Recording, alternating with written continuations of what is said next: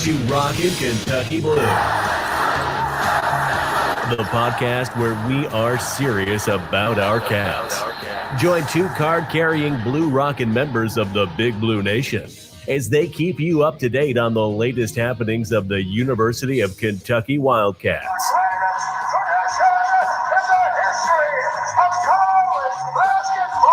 Here are your hosts, one calm member of the sports media, Michelle Mamba Brown, and one crazy fan, Jay Hayes. And a very good Monday morning to you. This is Rockin' Kentucky Blue, episode 63-ish. Yeah. And on the inside, I'm jumping up and down and wanting to tell Jay, told you so, told you all year that the volleyball team, I said, this is their year. Yeah. I said that back in the fall. Yeah. Even when Hunter Mitchell was like, I don't see it, you claimed, they're going to Final Four, and they. So And so the watching the semifinal match, and it's the last, well, what can be the last set if the Wildcats close it out, and watching them get closer and closer to match point. And the entire time that is going on, I'm scanning my Twitter timeline because at an increasing rate, I'm seeing tweets about, please let it just be a rumor. Don't let it be true. Don't let it be true. And I'm looking everywhere to try to find out if this news is true, and I can't find any source anywhere. All I see is a couple of media people that are claiming that they have a source and they're confirming it. But I'll get on to that in a second. But of course, I'm talking about just the unspeakable tragedy where Terrence Clarke, after leaving a workout, was it just on Saturday? Yeah. I mean, it seems almost like a lifetime ago. Everything kind of slows down and goes in ultra slow motion, but he's leaving a workout. He's in one vehicle. Brandon Boston's in the vehicle behind him. And he, according to the Highway Patrol report, he ran a red light and crashed into a vehicle he was turning right and a vehicle was turning left. He crashed into him, then hit a pole, and then hit a rock wall or something. And they did get him to the hospital, but he died at the hospital. And from what I understand, his mother was there with him, which you don't get a whole lot of comfort out of things like this. But knowing he wasn't alone at that moment does a little bit of comfort. But I would hope that this reminds people, their kids, he was on the cusp of realizing his dream. He doesn't get it now. And I saw more than a few people who felt badly about some of the things they said while he was injured. Which it should not take him dying for you to feel badly about the stuff you said. Maybe you just don't say that stuff. Right. I mean, you encourage somebody chasing their dreams. You don't shoot them down. And it had me shook. I'm still shook. No words. As parents, and my daughter is not much out of the teenage years. She's 21, but any parent of a teen, they know what it's like when you let your child go out in a car.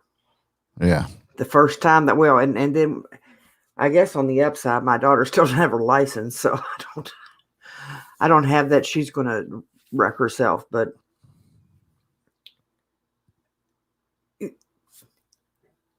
you can't control anything. You can't control. They can walk down the street and something can kill them, but there's just something about them getting in a car. And his mother had been at the workout recording. She was there at the hospital. So I've never heard. Was she in the vehicle with him? I've never heard. I don't think so. I guess we would have heard if she had been, but it is difficult to talk about it. And I mean, It is. You could tell by the tweets or the whole statement that Coach Cal put out. He was torn up over this. Yeah. Yeah. Should be flew out to LA to be with Clarke's family. Just not many coaches that do that.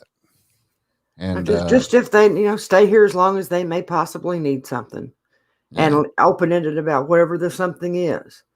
Maybe they need somebody that can help make arrangements, or somebody that knows how to cut through red tape, or financially they may have issues. There's 100 different things. I worry a lot about Boston as well. Because I said he was in the car behind, so I assume that he witnessed that, and that's a lot. Yeah, especially it's a lot for anyone, especially for a young mind to take that in, and like you said, I mean, not far away from draft night, and they had just worked out for, their agents were helping them get. And they just signed the day before. It's a clutch. And it's,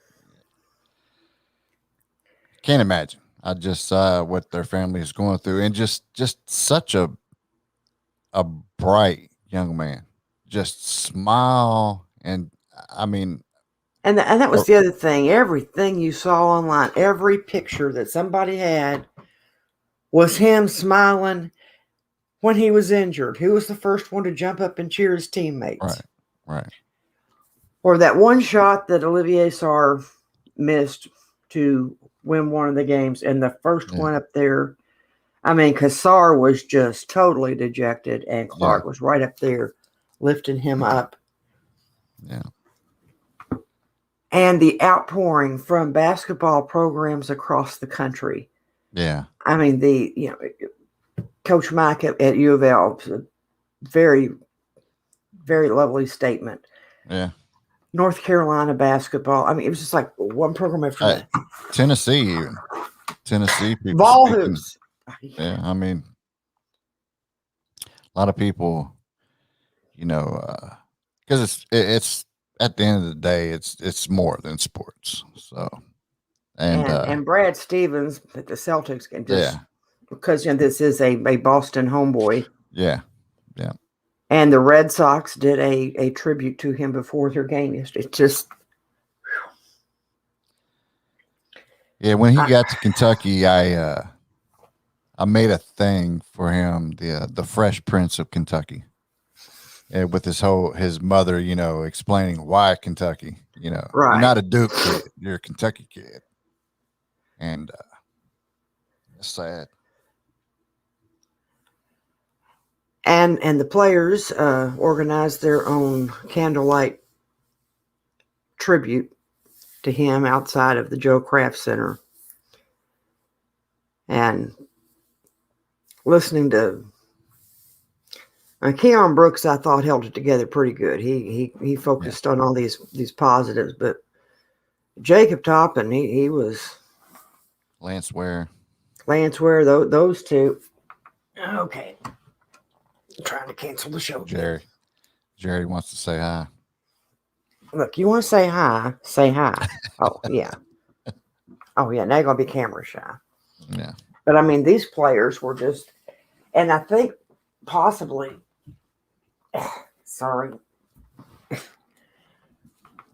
probably even equally touching, if not more so, was after the memorial, and they spoke. They had their candles. There was all the flowers out there,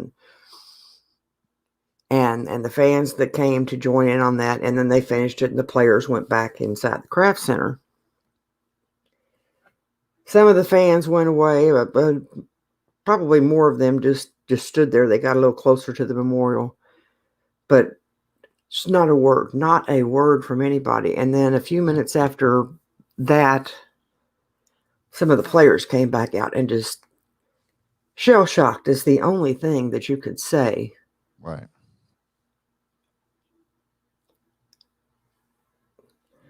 Life is short, people.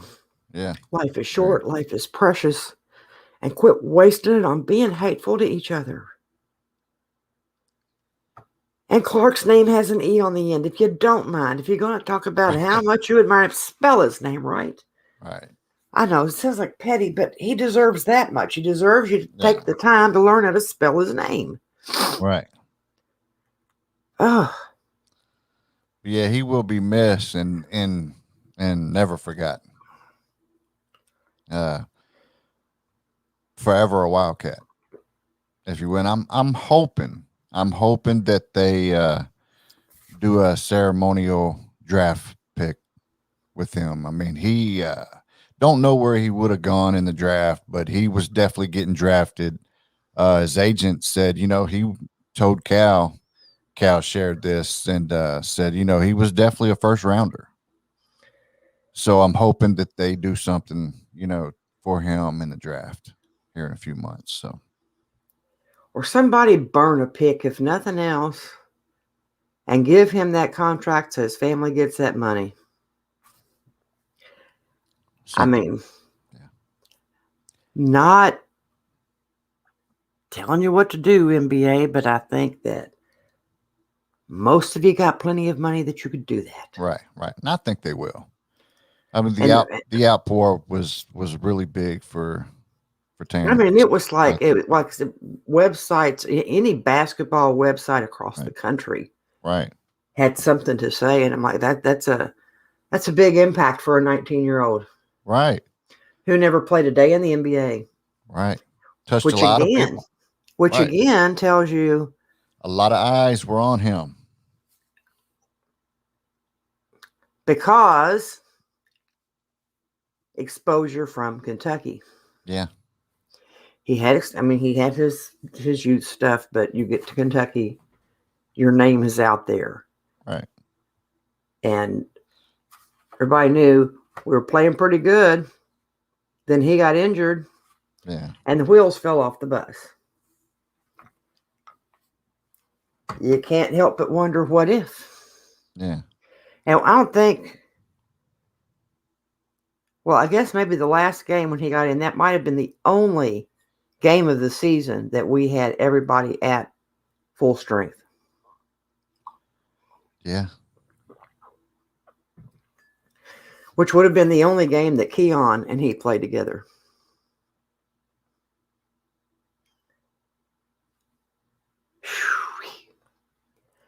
Rough.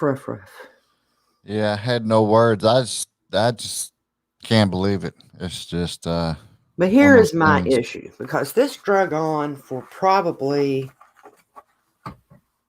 2 to 3 hours on Twitter before there was confirmation. Yeah. Which WKYT actually, they said nothing until they actually confirmed it. Yeah. And I believe they confirmed it through his agent. One of the people that initially reported it is actually somebody that I typically have a lot of respect for. And I lost a whole lot of it Saturday. Wow. Because it came off as if he was trying to be the one to break the news. Oh, yeah. As opposed to report something that you have facts about. Right. I mean, most of those people, that's all they care about, is they want to be first. Well, I want to be the first one. This is not one who typically does that. Now, what was ironic was somebody from KSR calling him out about it. I'm like, are you kidding me? I can promise you, if your outlet had an inkling of it before this other guy, you would have been dropping little tidbits all day long. But it's still, I think it was in very poor taste. It wasn't his news to break. Right. Because what if his mom had not been there? and would have known first to at least alert the immediate family. But who's to say there's other family members she didn't get in touch with, and they find out on Twitter Right. before it's confirmed. There's people RIP this. Right. And they're tagging his Twitter handle. So you can imagine there's got to be some family members that were probably watching his Twitter feed pretty close just because he's working out with, what's going on. Right.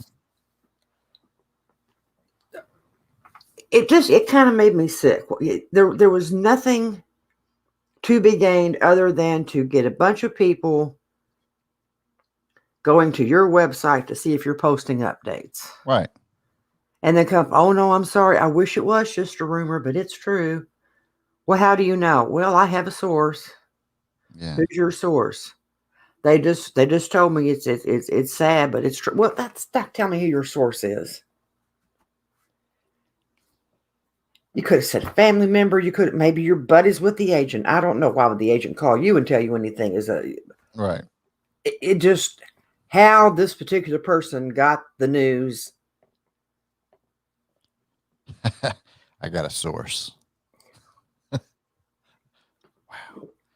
I hear a lot of stuff a lot of times, and I don't because I don't care to be the first. I just share it with my because your source would get ticked off at you if you did. And would stop feeding you information. Right. And I share it with my little circle, though. I mean, I don't, the stuff I hear, I'm like, yeah. And it's not you. It's usually not too long after it's, so my source has told me it. Yeah, we heard about that a couple hours ago.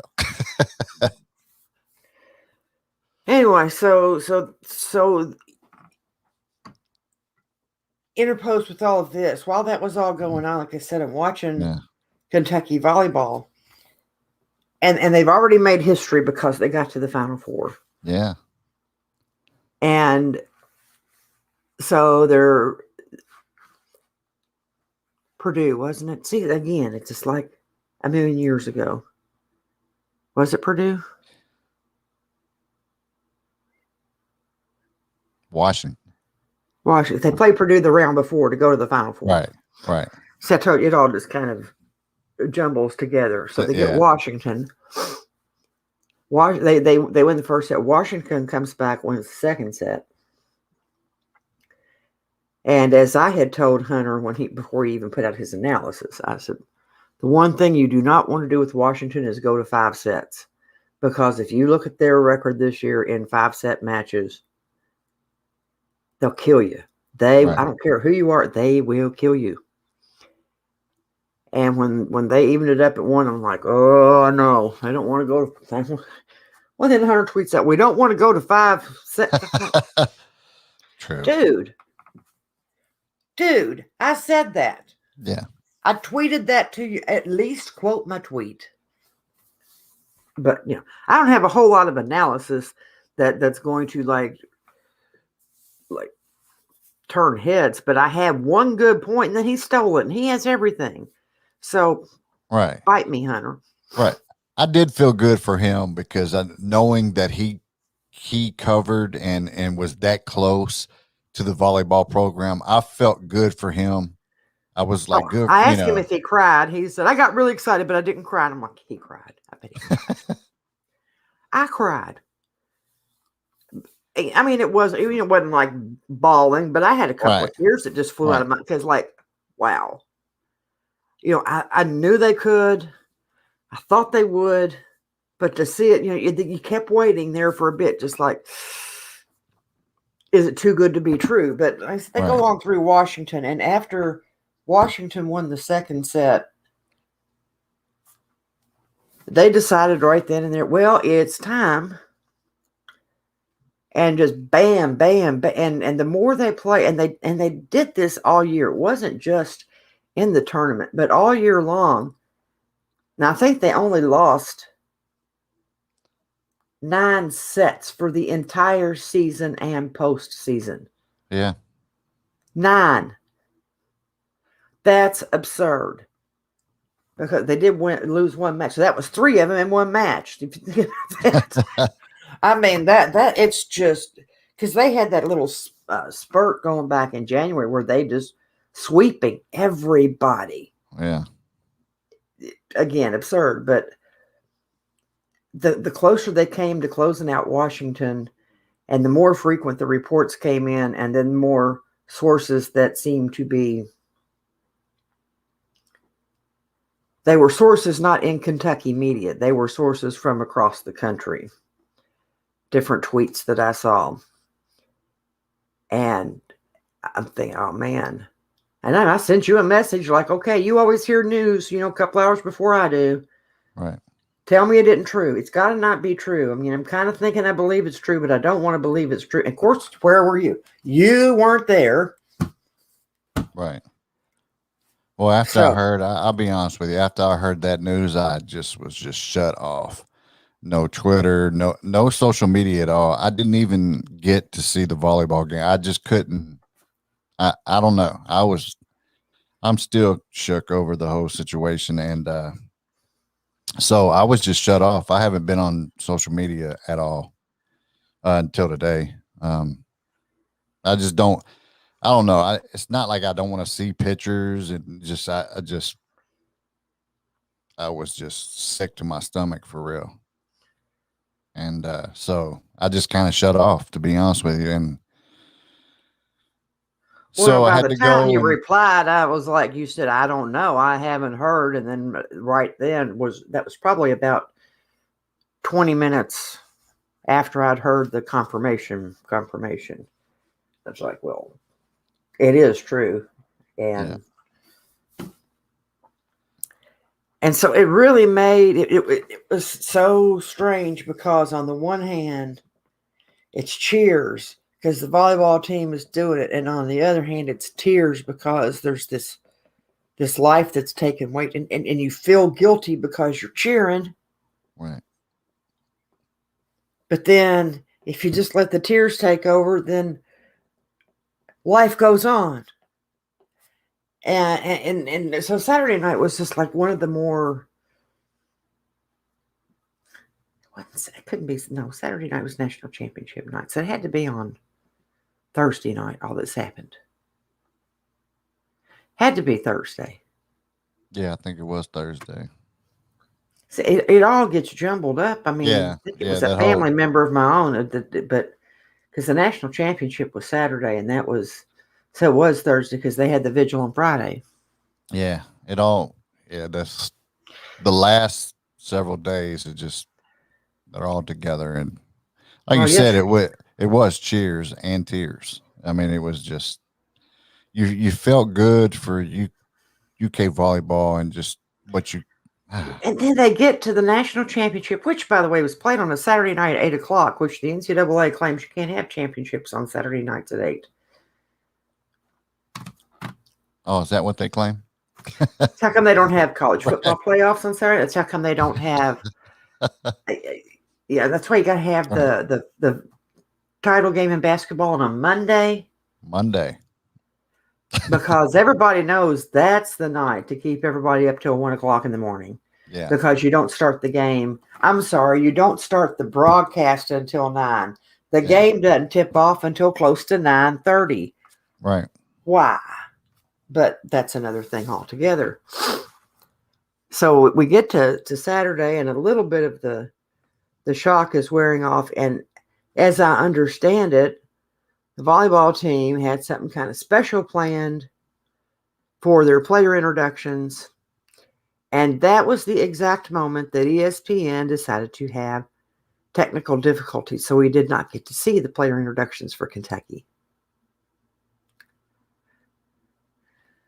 Well, so Kentucky said, fine, you don't have to introduce us, but you will know our names when this sucker's over. Yeah. And what I was not aware of until this particular championship was that volleyball was the only one of the 21 sports that the SEC sponsors has, whatever, Volleyball was the only one they had not won a national championship in. Yeah. So I didn't know that, Kentucky, but I finally saw that. Yes. so Kentucky, took care of that little loose. Yeah. And I actually think I could be wrong. I could have heard it wrong, and I can't remember at what point it was in the broadcast. I tried to play back all of it, and then I would get too involved and forget to listen to the commentary. But I think at one point they called the SEC commissioner Greg Stanky. Wow. And I hope that's what they did, because that's funny as all get out. Very. Hey, Commissioner Stanky. Texas, they have, there have only been 10 programs that had won national championships in volleyball. None of them in the SEC. Texas was one of those programs that had previous success in that way. Right. Texas was a big team. Big. Yeah. And Texas is remarkably adept at once they get their service game going, you have to disrupt them. Because if you don't get them out of their play, they're going to crush you. Right. And that's one thing about Kentucky that they've been able to adapt all year. Somebody can take away one of their weapons or one of the things they like to do a lot, and they kind of improvise and they find something new. Right. And Texas came out and just bam, burned them on the first set. Made them look kind of not Final Four worthy there for a bit. And I didn't tweet. Of course, now Chris Bailey had the Chris Bailey's like, well, John Wong, there were several of them, got them right where we want them. Lose the first set, now we come back and win the next three. And I was thinking, if you'd watched Kentucky volleyball at all this year, you would find out that, yes, that indeed is the case. Right. They did that a lot of times. And sure enough, they came back the second set. Then the third set, they beat them worse than they did the second set. When by the time they got into the fourth set, it's like this is sometimes, and I'm sitting there thinking this, like sometimes they start out a little slow on the fourth set. Then they kind of got like, nope, got to focus. Well, dag on it. If they didn't do that, they focused, brought that sucker home. And what I found most amusing, and I hope people learn from this, is some of these people that when you're playing basketball and you've got a player that's, let's say you got somebody that's kind of like, I don't know, Madison Lilly, who is the National Player of the Year. Right. So you got basketball, but misses free throws in clutch time and gets crucified. You piece of whatever.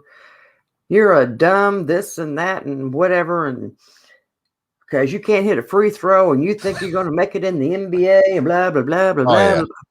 Yeah. Madison Lilly gets a miss hit. Like, it's okay, let's get back together and they get the next point.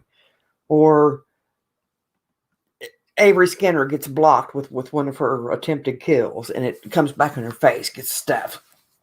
That's okay. Y'all can get them on the next one. So they're all doing this. And here's the reason I figured it out. I thought about that a lot because I thought, wouldn't it be nice if they could cheer basketball games this way? Wouldn't that be nice? That you understand that people aren't perfect. They can mess something up. You be supportive, but no. Yeah. It's because the Big Blue Nation has been praised for far too many years about they're the most knowledgeable basketball fans around. Okay, you can know the game of basketball, but you can't. That doesn't mean you can play the game of basketball. Right. Even Michael Jordan missed shots. That's all I'm saying. Yeah. Now there are a lot of people out there that do, miss a shot. That's okay. We'll get it back. I mean, let's not take away from them because there are those good fans as well, but more like you're terrible. Well, yeah, but those aren't the ones that have a comment at Twitter for every missed shot. Right. The ones who comment on every missed shot are the ugly, hateful arrogant breed that think because they know every single thing there is to know about basketball, they also Right. are the judge, jury, and executioner about whether or not you have a right to be on the court to play it. Right. And what I'm saying, learn a lesson from how people watch volleyball, where it was you cheer the successes and you encourage after the not so good points. Right. And it makes you feel so much, because, man, the joy on those girls' faces when they realized they had won the stinking thing. I mean, it was just, it was wonderful. And I made a facetious tweet. I'm like, are the couches on State Street safe tonight? And I kid you not, it was an hour later, the cops get called because there is indeed a couch burning on State Street. People, do better. Furniture doesn't deserve that. All right. Right. One of the dumbest celebrations there is, burning furniture. Right. It is. And then you're going to call mom and, oh, something happened to my couch. Can y'all get me a new one for my apartment? You know, if that my kid did that, and I'd be like, yeah, I know something happened. I saw it on the news. Right. Get yourself a job and buy your own damn couch is what I got to say about that. You brought up kind of a volleyball and basketball analogy, but reminded me of the Corey Price that I saw, the Corey Price that University of Kentucky athletes to be named SEC Player of the Year, National Player of the Year, NCAA Tournament Most Outstanding Player, and to win the NCAA Tournament in the same season. Anthony Davis, 2011-12, and Madison Lilly, 220-21. And that's a whole lot of things too. That's good company. And I'm saying, I mean, I wish he had taken that a little further and said any school. Yeah. Because I don't think it's a very common feat. Like, Zion Williamson, who was all everything without doing anything. Well, I wouldn't say without doing anything, because he did a lot of special stuff, but I know what you're saying. Well, he didn't do a whole lot for, in the NCAA tournament. Right. I mean, he busted out his shoes. Yeah, and I'm sure that Nike loved him for that. Yeah. But yeah, he didn't go to the Final Four. Now, one thing that did kind of get me this weekend with volleyball, there were a lot of people, and I get it, there's a lot of people that just came to it because this volleyball is new. They didn't have basketball. So they just in the last week or so, like, oh, you mean Kentucky's got a good volleyball team? You mean they've got a chance to go? They made a Final Four in volleyball? Well, I got to watch that. Yeah.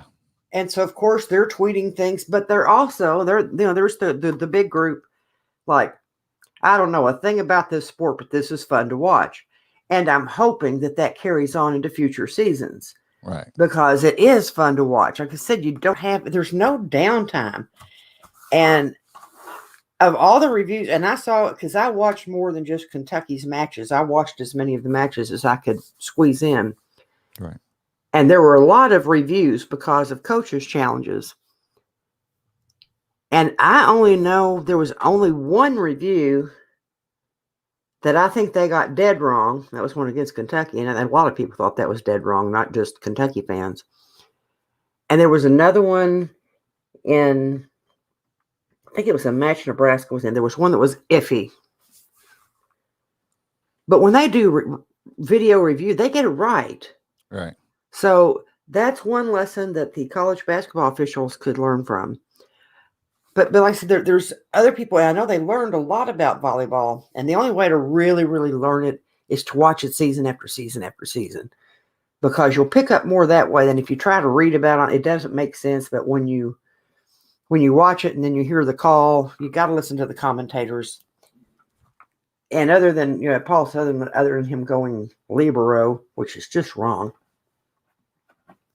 he does offer some good insights, and you learn a lot about the game. But the other group that just irritated the crap out of me were the ones I know have never watched a volleyball match.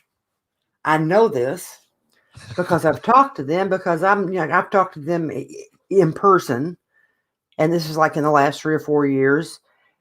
Maybe see them at a ball game, at a basketball game. It's like, oh man, did you see the volleyball match that they had on SEC Network the other night? Well, I don't watch that. That's boring. I just do basketball. I just do football. Right. You wouldn't be talking about some of the media types, would you? Did you see them too? And then tweeting things like they knew everything there was to know about volleyball. Like they've been watching them and I wanted to just reach out and virtually smack the living daylights out of them and go, right. I've invested years into this. You've invested, 15 minutes because I have to look like I'm on top of all UK sports. No, you're not. Right. You got those credentials and all you do is you basketball. covered one years ago. You made your way into basketball and that'd be it. But I did like your tweet though, saying, if you want to know about the game and the facts, follow Hunter Mitchell. And those are the things that I appreciate from you media types. But those are the things that I like to see because you're right. And I know who is the expert. Right. It ain't me. Follow him. Right. And if you haven't been watching a sport, even if you're a media type, guess what? We know all the media types don't. I got no problem telling you. I know our tennis team has done excellent this year. Haven't got online to watch a match. Right. Couldn't tell you a tennis player's name. Bad for me to be all UK everything, but I've only got so many sports I can keep in my addled head. And I did pick up gymnastics, softball, baseball. I mean, I got a bunch of balls in the air, so to speak. And our softball team just keeps... The one that was supposed to do so well is really struggling to stay on an even keel because they're losing some games they shouldn't for mental errors. The baseball team, which was supposed to be nothing, has fought its way back to a 500 record in the conference, and they just took a series from Alabama, I believe it was. Did they play Alabama? Yes, because the ladies played LSU. Yes. That also gets confusing. Yeah. And there's so many games and so quick too. So you really have to keep up with those sports. But Kentucky baseball, like I said, they were underrated, and I just don't know what's going on with the softball team because it's very uncharacteristic, and I can't really call it a coaching thing because Rachel Lawson has proven herself time and time again. Still some games left, so all is not lost. Baseball team is really this is the toughest part of their schedule, and to take this one series from Alabama, that's kind of a big deal. So stay tuned for that. You never know. There could be some more postseason events for Kentucky. Right. Not too long from now. And then we really will have nothing. Yeah. But just for a short period. Well, you say a short period, but when you're doing a podcast every week, that's short period. Right. We've got to really come up. We take a couple weeks off though in July. No, you do, and you go on vacation and have at it. Yeah, I will. But still, don't get up in people's faces and wear masks inside. And the State Street thing, okay, y'all want to burn a couch and be stupid, fine. Burn a couch and be stupid. Y'all want to gather up in a whole big bunch, all up in each other's faces. Okay, but I'm willing to bet that not all of y'all were vaccinated, and all y'all up in each other's faces, and I know you're outside, but not one of you, not one mask, not one. I better not hear of a bunch of infections at the University of Kentucky later this week. Or I'll try to contact all y'all's parents and tell them to ground you. Whatever it is. Wow. Well, it's past the point. We can't get back to where we need to be because there's this one group that kept saying, it's not real, and you're not going to violate my freedom, and I'm not going to wear a mask. And they go on, that group just keeps going around infecting everybody. And that's the same group that's like, I'm not going to get a vaccination. You're not going to put a chip in me to trace. They don't have to put a microchip in you with the vaccination. They're already tracking with you with their stupid smartphone, idiot.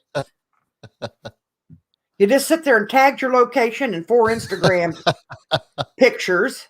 And then you sit there and you did a little video or did a TikTok while you were in Kroger.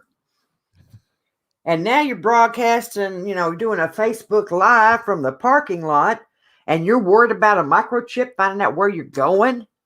Give me a break. Whatever. Get vaccinated, you fools. Those chips that they put in you with those vaccines, they're just used in case you get lost anyway. So, I mean,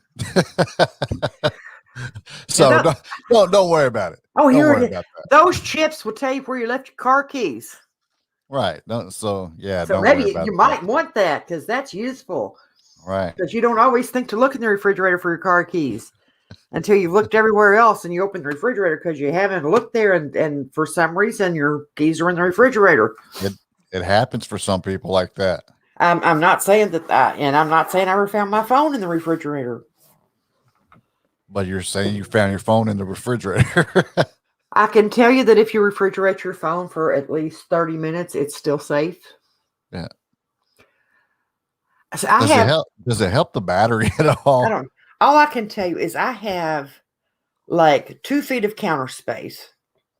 Right. I actually got maybe 3.5 if you count the other side of the sink. But if I'm cooking anything, that's like where all the ingredients have to go while I'm doing all the prep stuff. And this one my brother was still up. It was my weekend to make Sunday lunch that I would take to my brother's house. So I would always do that on Saturdays. And I had just bowl after bowl and so I'm getting on my dishes. I've got them stacked up and they've cooled off enough I can put them in the refrigerator. Right. And apparently when I made this container, I had a fresh watermelon. So we were going to have some watermelon chunks. And I had set my phone because there was nowhere else to set my phone at this point. I had things set on top of that because I'll see it. So the dishes that have cooled off, I put in the fridge. And then I go on. I've got one more dish to finish and let it cool. So it comes out of the oven. I'm getting that. Okay, that's ready. And I go to the living room. And I take that back. Before I went to the living room, I heard my message notification tone on my phone. And I was like, oh, well, I'll check that when I go in the living room because I had walked in the living room once with my phone and I figured I had left my phone in there because I didn't have room for it in the kitchen.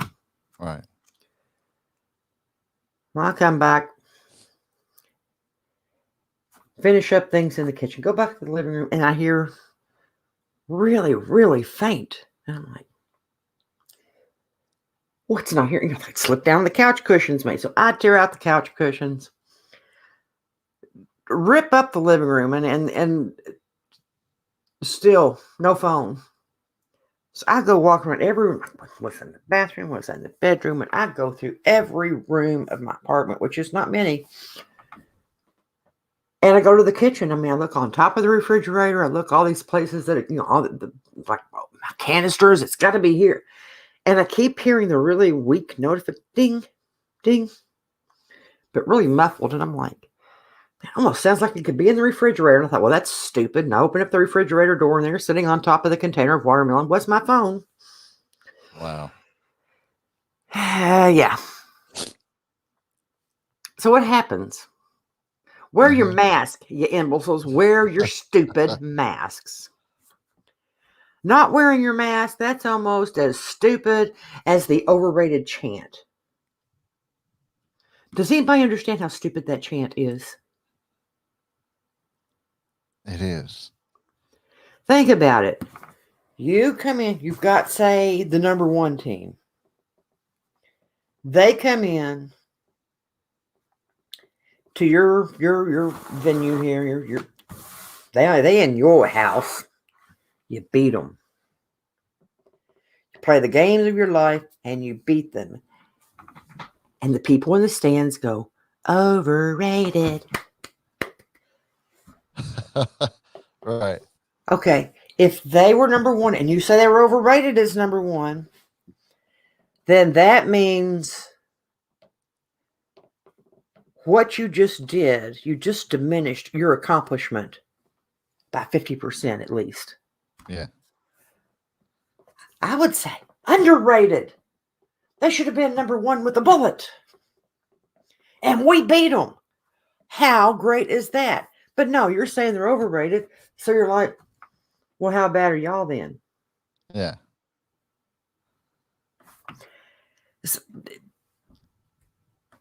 That's bugged me for years. The other thing. Yeah. I mean, like, and I get it.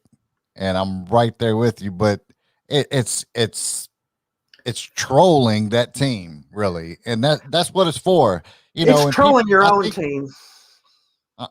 Maybe that too, but it's that team hears it and they're like, well, we was doing this. We were going number one.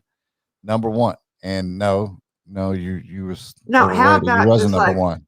So I mean, it doesn't mean that. It could mean that for that one day, you might have played like a number one team, and your opponent played like a number one team. It happens. Yeah, it does. You're devaluing your victory when you say overrated. I agree. You're not trolling the other team more. You're cutting your own team down. Right. But now here's the other one that gets me to no end.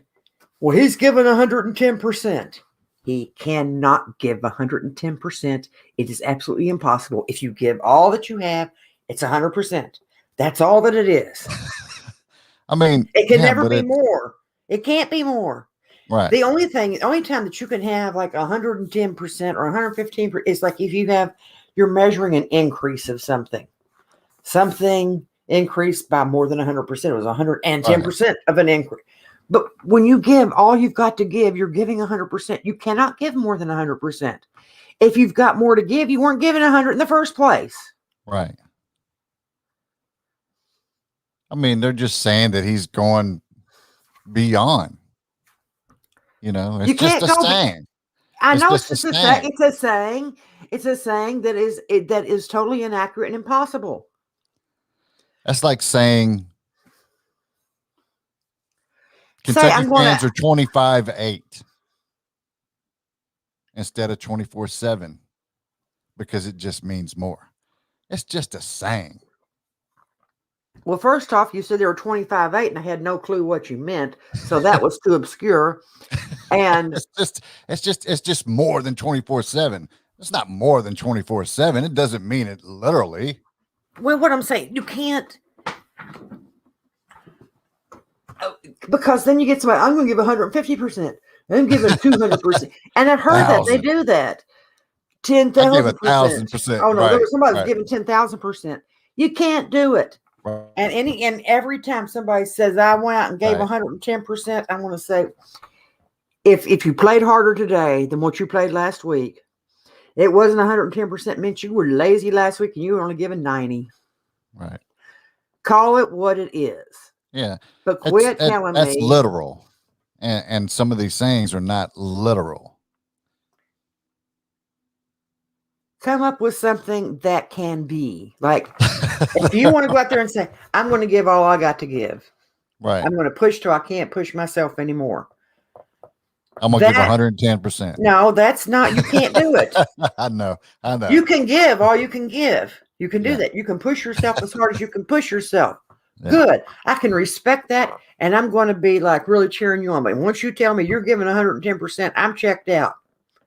Because you're going cliche over, and I think when you say, that when you say you're going to give 110%, that you actually give less than what you would have otherwise. So when I say my grind is 25-8, I'm going to think that that's like you're selling shrimp.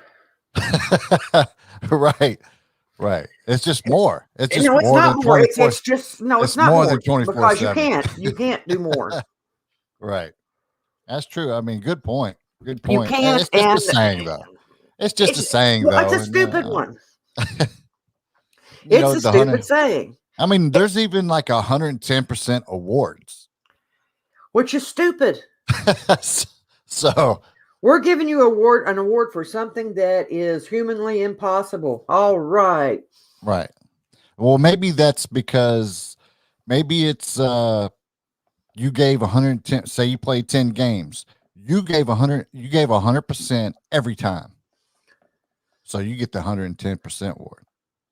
Because every time you showed up, you gave it your all. That would be that would be like 10 100 or 101 even. But no, I mean, I'm trying to justify it. I know, but you can't because it's stupid. But you can by saying it's just a saying. No, you see, having just a saying, that's like because we've always done it that way. It's just a saying. No, because we've always done that. That's not a reason to keep doing things because we've always done it that way. To me, that's even more of a reason to find a different way to do it. To get away from it, right? And can we chill? This one. Uh-oh. My former high school. They had their little T-shirts back when they won their state championship in football a little while back. Card Nation. I'm like, dudes, you barely carry your own county. Right. Or Louisville, Card Nation. Really? Do you go into any state of the United States and have University of Louisville merchandise on sale in every store? No.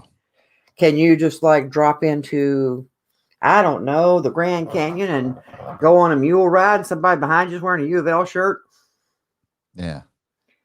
Rutgers Nation. Really? Really? If you can't carry your own county, or you can't carry your own town, or you can't carry your own state, you are not a nation. No. Say it's Rutgers country. That way, it can be a general area. It sounds like bigger than the school. Yeah. But you're not a nation. All you people, there is one fan base that genuinely qualifies as a nation, and actually they ought to be worldwide because that's what they are. They are worldwide. Yeah. It ought to be BBWW. Forget BBN, BBWW. But no, we're being modest by only claiming the nation, but we are accurately claiming a nation because we are freaking everywhere. Right.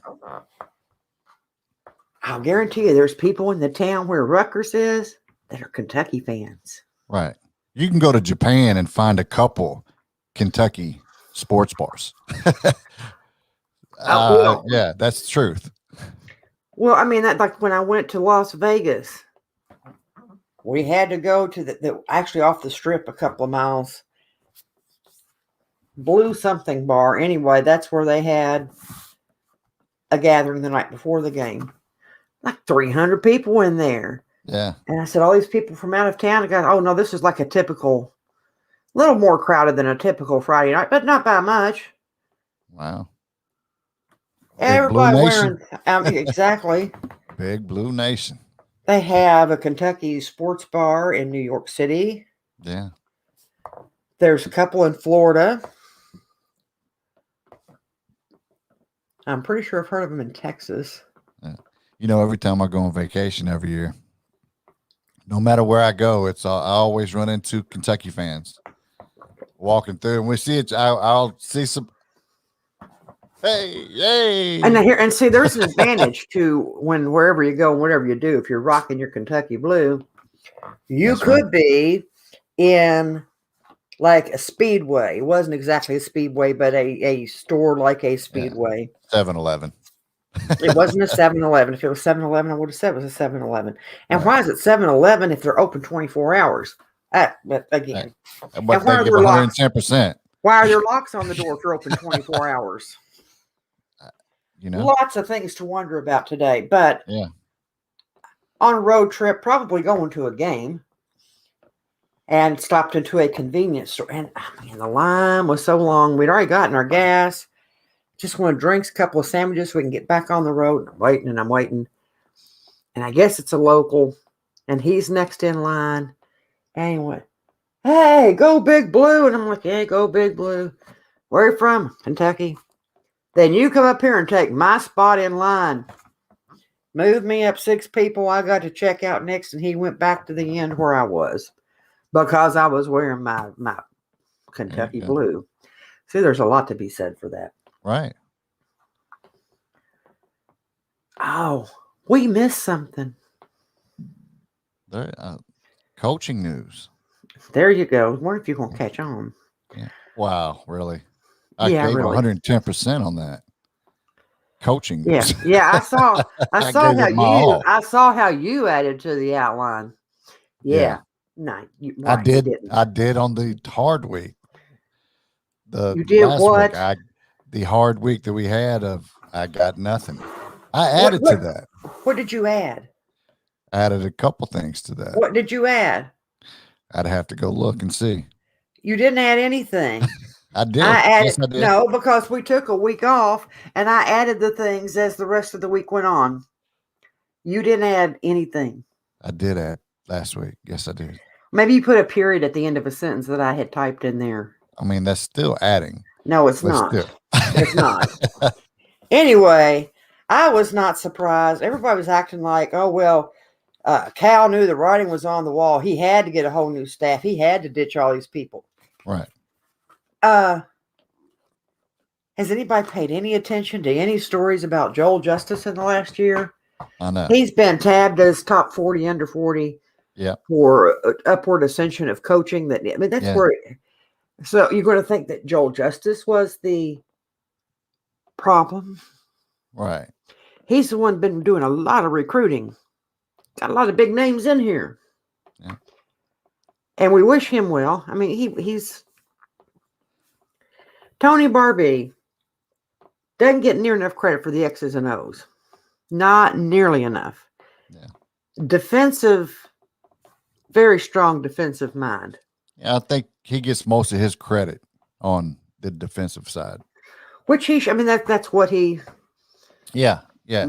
He's the one who's teaching defense. Right. I think a lot of people were surprised that it was more promotion after this year, after the year we had, and then you have coaches get promoted. Like what? Oh, this no, it wasn't that. It wasn't that. Well, Cal, he had to find some way to get rid of all that and bring in a new staff because he knew the writing was on the wall. Right. He had to do a total shakeup. Well, this is what we told him he had to do. You think he was on Twitter listening to your nonsense and your dumb? Show me your paychecks you've gotten from coaching and get back to me. Yeah. And you can't, so forget that. But and here was this. If somebody tweets something, and if it's a media person that tweets it, and you want to share that information, here's an idea. Simply retweet them. Quote tweet them. Yeah. Don't wait 5 minutes after their tweet, then copy it word for word and type it into your own tweet like it was your original thought. Like five different. That happens. I see that a lot, and I'm like, I'm not even going to touch that. But 5 people, I saw 5 different people do this to TJ Walker's tweet. Like, did the GPS for information for Orlando Antigua, and he's in Lexington. He's at Lakeview. Okay, if he did that, and you want to copy, at least change a few words. Right. Start a podcast, for God's sake.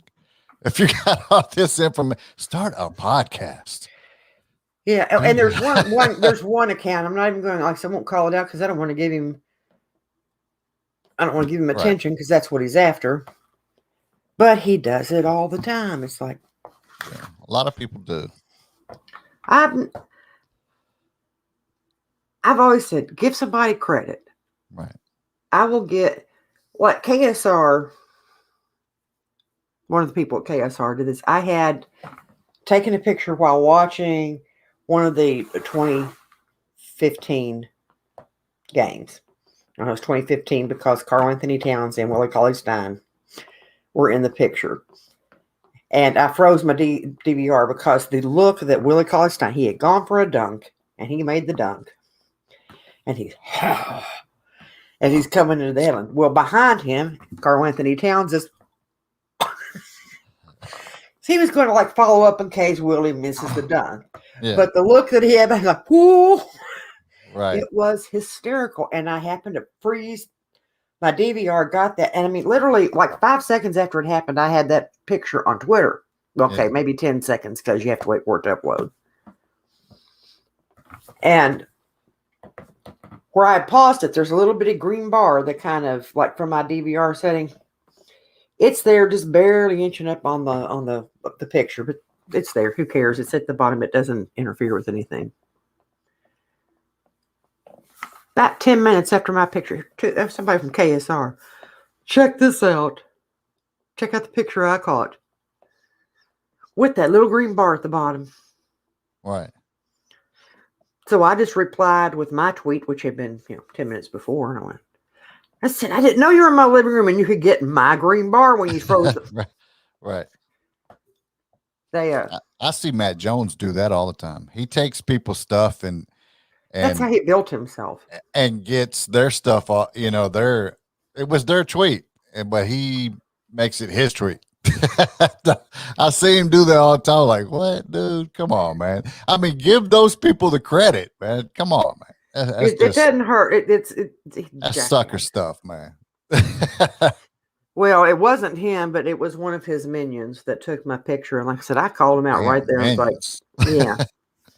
Well, they do what he tells them to do. Yeah. That's a minion, isn't it? Right. They're not 100. They're not giving 110%. That's for damn sure. No. And they damn sure ain't 25-8. This might be a part we need to clip out. Hell no, I'm gonna turn it up. Did that get louder? Yes, it did. Yeah, just sitting here in my big Frankfurt nation. Yeah, so coaching changes coming. Now, the only thing, let's see, there, and I already read, because we already know Antigua did nothing wrong at Florida State. Or Central Florida. Where was it? Central Florida? Yeah, Central Florida. He didn't do anything wrong. He was not implicated in anything there. No. Heard some rumors.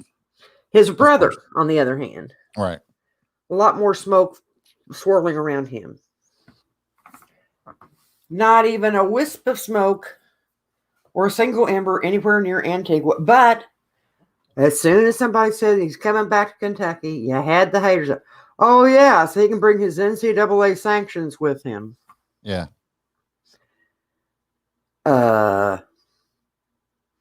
What sanctions does he have? Well, we all know Cal, he'll just get anybody because he's dirty too. Yeah. That's the thing that irritates me. I'm like, right. Come up with something new. Or not just come up with something new. How about come up with something true? Right. I will share this tweet that I saw a little earlier, a couple hours ago now, but it said, it's from Jay Lucas. It says, dust off, chin up. Back at it. Get the most out of today. So that's one of those, tweets that if you're on Twitter, go read the comments. Of course, Jay Lucas not long ago, red pill, blue pill. And that was fun. But yeah, one of those coaching changes coming soon. So we know that. Well, I mean, it looks like it could be one, well, because Antigua being at Illinois was trying to talk about how bad Kentucky sucks and why Antigua would stay there over returning to Kentucky. Yeah. And Terry Brown had one of the funniest ones. He said, seriously, we have a bad year. Y'all were the overall number 1 seed. Didn't even get to the Sweet 16, I don't think. Y'all haven't even been able to say, welcome to the Final Four since the iPhone has existed. You've never been able to tweet those words from an iPhone. Right. Which is really funny when you get right down to it, that it's hilarious. Yeah. And I'm like, yes, but we're going to make him the highest paid assistant in college basketball. Yeah. And we can make him the highest paid assistant. Right. You think we don't have the money to compete. It comes down, does he want to stay at a program that does something once every, I think the other thing they called him was the cicada program. Right. You show up once every 16, 17 years, make some noise, and then you disappear. Right. Which, by the way, this is the year of the 17 year cicada year, which is just hideous. I hate them. They're just going to give 100%. Kentucky's going to give 110%. So if Kentucky's giving 110%, I'm going to new school too. But no, I think Illinois did bring the money, and I saw someone say you don't want to go there with Kentucky. Well, no, they did. They did. They said they when they found out that Kentucky apparently had made an offer to him, that's when we'll make you the highest paid assistant, and their offer was to be the highest paid, and whatever that dollar amount is, they knew it. Highest paid assistant coach. Well, we got the highest paid head coach. It would only seem fair that we could have the highest paid assistant coach. Yeah. We could say that since Antigua left, we haven't been to a Final Four. True. Draw from that what you will. So we'll find out this week. And we keep thinking we'll find out about Mintz and Brooks. Interesting. I'm just wondering if we said that. We've said that for a month now. Yeah. But it'd be interesting to see if what happened with Terrence Clarke has any impact on their decision. Yeah. Is it something they would want to come back and cherish another year of college with their brothers? Is it something that makes them want to try to run to the NBA quicker? Yeah. I say it does have that. But I'll say that I can't say which way it would make them lean, but I think that it's going to have an impact on their decision one way or the other. In the meantime, it's been a long time since we've had a show fly by this fast. Yeah. Yeah. And we're already a few minutes over, so you might want to cut that one little section out if you try to get into 60 minutes. I'm just saying. Just saying. Yeah. And shout out to, can't remember the name right now, sorry, but shout out to the guy that says I'm a hoot. Yeah, you are a hoot. I was trying to think what I said that was so funny last week, but everything I say is so stinking funny. And there was just too much to choose from. Yeah. Yeah, your enthusiasm on that's just underwhelming there, Jay. Oh, no, my dog's right here like, I'm ready to go out. Well, I heard the little... Yeah. She's looking crossing at me my like, legs. You ought to try to cross when you got 4 legs to cross, man. It's really difficult. But anyhow, that's where we are. Congratulations, Kentucky volleyball.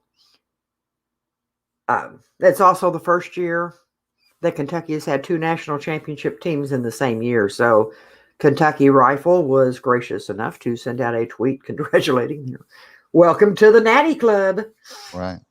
Natty. I hate that word too. It sounds like bugs in their hair. But anyhow, Scullies and natties, y'all, it sounds like a skin disease and something in your hair. Have a good week. We'll be back next Monday with something. Yeah. It could be coaching news. It could be player decisions. It could be football news. Could be something spectacular happened with softball or baseball. But I'll guarantee you, as this week moves along, wherever we go and whatever we do, we're always rocking Kentucky Blue. Thanks for listening to the Rockin' Kentucky Blue podcast. You can find us on iHeartRadio, Apple Podcasts, TuneIn, Spotify, Radio Public, or wherever you get your podcasts. Be sure to stop by and leave us a rating and review. And tune in next time for another episode of Rockin' Kentucky Blue.